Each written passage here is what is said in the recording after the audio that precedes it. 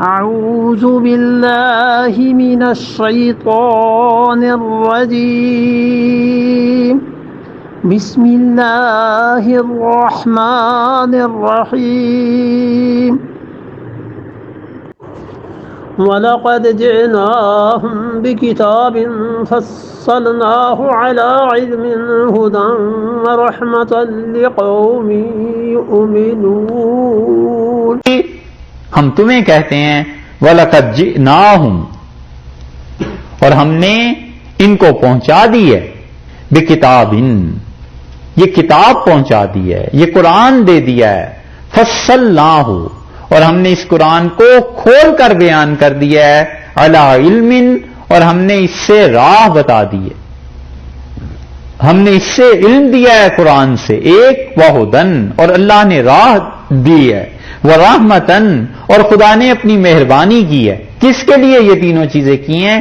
لقوم یؤمنون، ان لوگوں کے لیے جنہیں ہمارا یقین ہے۔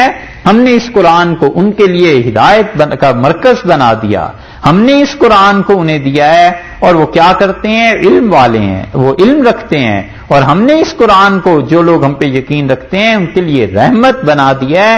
یہ قرآن ہم نے اتنی بڑی چیز اس امت کو دے دی ہے، اس امت کے ماننے والوں کو دے دی۔ دیکھا خدا نے سارے جہنم کا ذکر کرنے کے بعد بھی قرآن پہ بات پوری کر دی کہ جو کچھ ہم نے دے دیا ہے ان کو، یہ بہت بڑی چیز ہے، زندگی اس کے مطابق گزارتے رہیں گے۔